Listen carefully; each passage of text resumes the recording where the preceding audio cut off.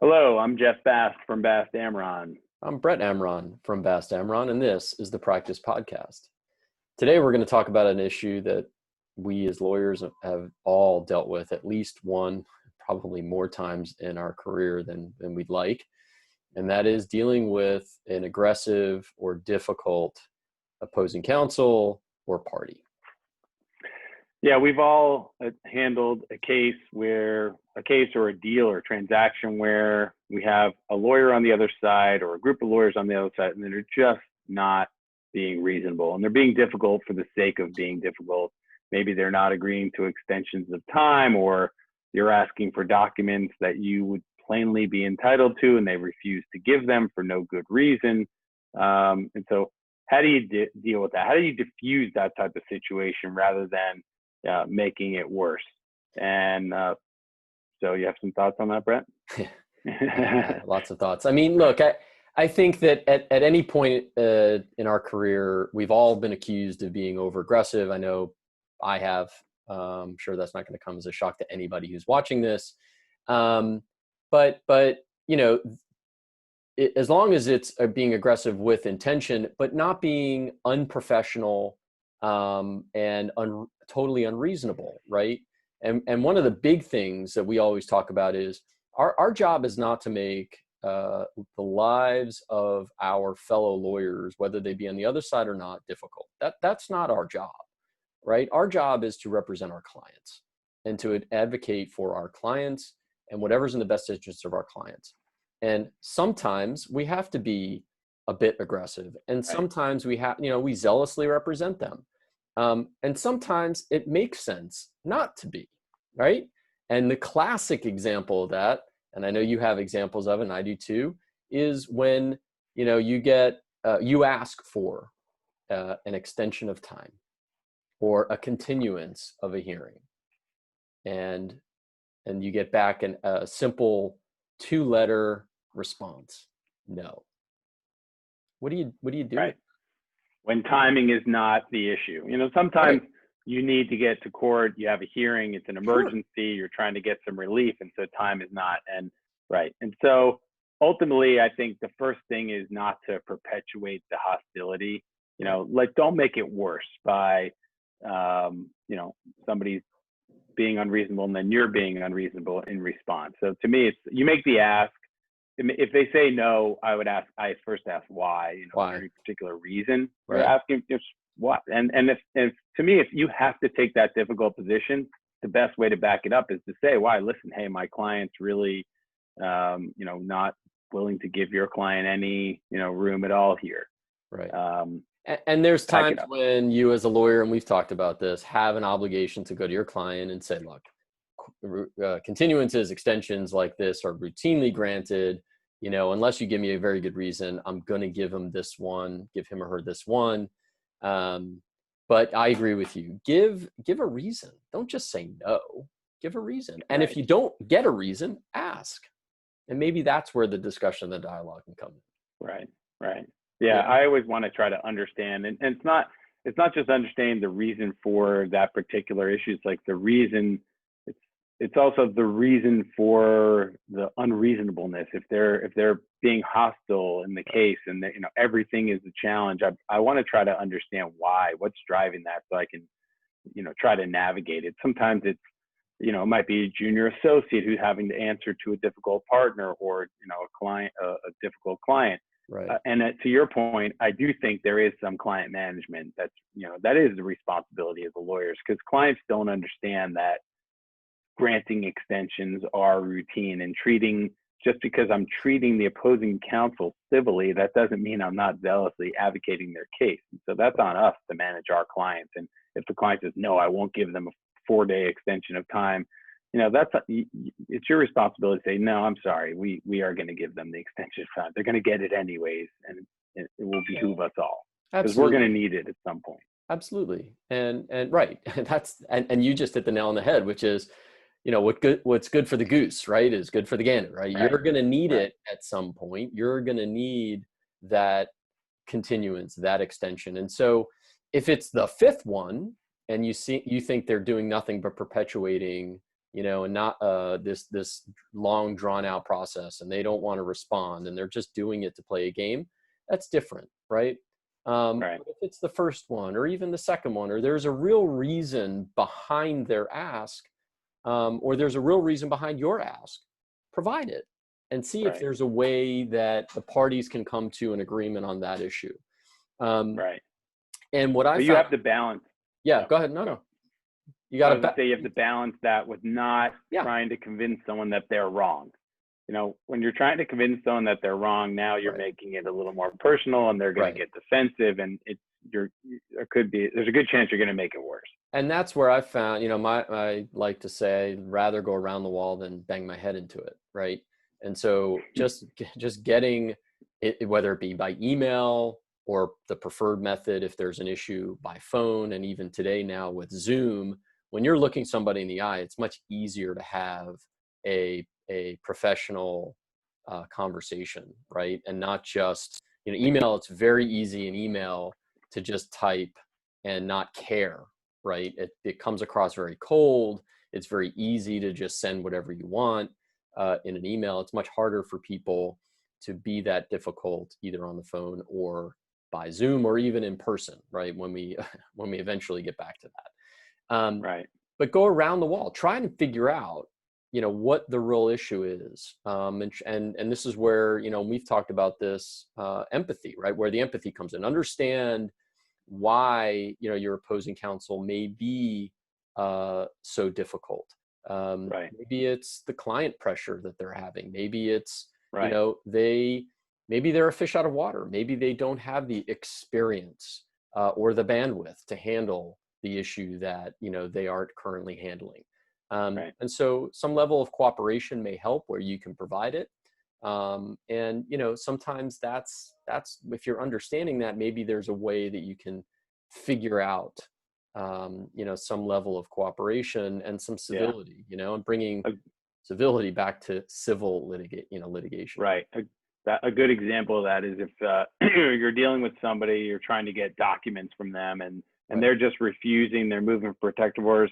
And rather than just understanding why it is they're concerned about it, if you're just going to fight, you're not going to get to a solution. But if you say, well, you know what, if you're concerned about confidentiality, perhaps I can address that concern with a confidentiality agreement or some Right. other, restriction, or we can set up a process where somebody else reviews whatever it is. You get creative. There's a lot of ways to be creative, and rather than attacking the attack, just find a solution. I love your metaphor about going around the wall, and rather than trying to bang your head against it. Right.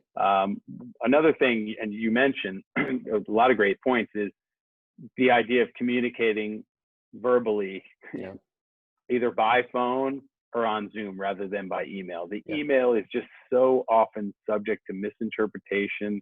You can't read tone. You certainly can't read sarcasm or humor in an email. It's very difficult. And so often we've seen fights occur just because somebody misinterpreted some words in an email. And so if there's any risk of that, it's just so much easier to pick up the phone. And now even better with, like you said, Zoom, face to face, you and I are going to have a conversation. We can read each other. That's such an important part of communication. And actually, it's one of the reasons I like emojis, even though I'm not a big user of emojis. I'm always impressed by people's, my wife is amazing at it. Yeah. But emojis at least add some tone. You let someone know you're joking, or you're making, you're giving a little bit of that human context, but the phone and Zoom are always better. Yeah. So, Always. right. My rule on emails is never put anything in writing you wouldn't want on the front page of the paper. I would augment that by saying never put anything in writing you wouldn't otherwise say to somebody's face, whether again it's on the phone or in person or over Right. Zoom now. But yeah, people definitely can be a bit more aggressive and a bit more willing to say things in an email that they may not otherwise be over the phone or in person. And I think face to face certainly does a lot. On the phone does a lot. And this is a pet peeve of mine that has come up post COVID, is if you're going to dial in, if there's a Zoom and you're dialing in and you have video capability and you turn your video, you're going to laugh because we talked about this, and you turn your video off, but you're watching other people. And by the way, I'm not talking about a 50, 100 person call, you know, where it's mostly a webinar or you're just observing. I'm talking about where there's like 4 or 5 people on a call. So you're actively involved in a conversation and you don't put your video on, you know, and that's a pet peeve of mine.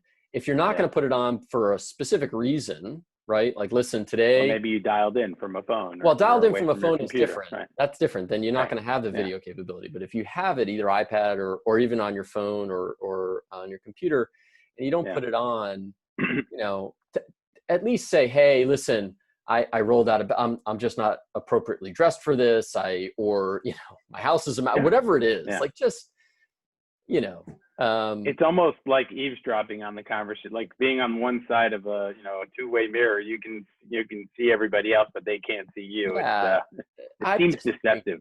It's just deceptive in bad form, I think, you know, and that's my own pet peeve. But look, in terms of, you know, I think it always goes down to remembering what our job is, right? And what our job is to get the best result we can for our client at the end of the day and represent our client and not make opposing counsel's lives difficult.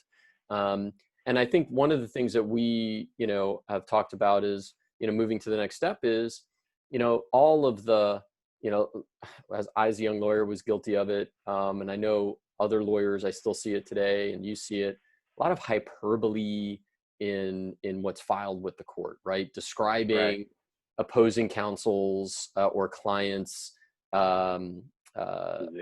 positions and using all these adjectives and big words and using, you know, judges don't want, it's the vitriol. The judges don't want to, they just don't want to deal with it. There's so much going on, and you're going to lose sight, or the judge is not going to sort of recognize what your argument is, right? Because you're just adding all of this hyperbole and vitriol in.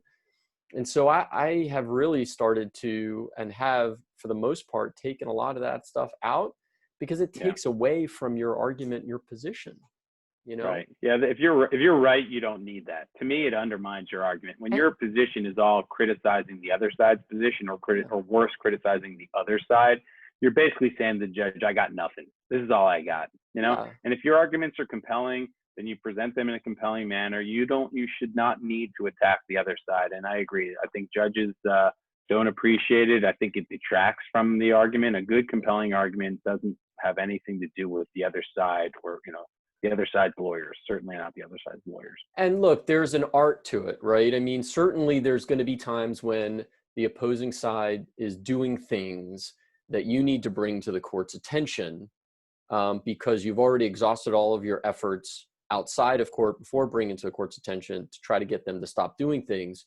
And so you have to describe their actions. But, you know, why you have to add in all the vitriol and hyperbole?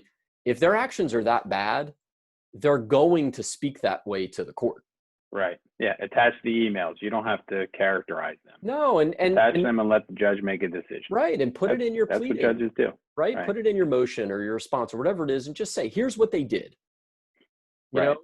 And if it's that bad that you're bringing to the court's attention and asking for sanctions, then you don't need to frame it with vitriol and hyperbole. I don't think.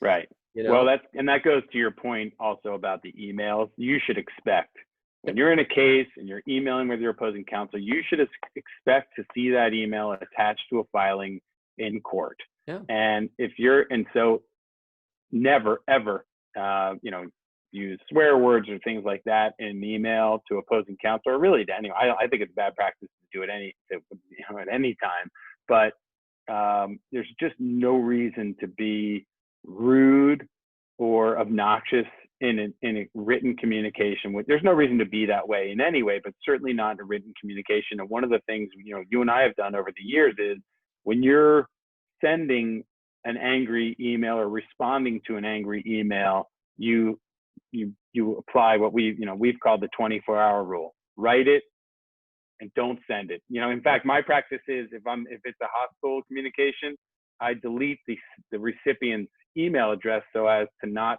mistakenly hit send before I'm ready. Right. Write the email, and then if it's really something that's controversial, I'm going to send it to you. I need an outside observer, because sometimes it's hard to see the picture when you're in the frame. And so I want someone else to look at it and give me an evaluation. Am I being unreasonable, or is this going to look bad in the eyes of the judge when this email gets attached to something at some point in the future?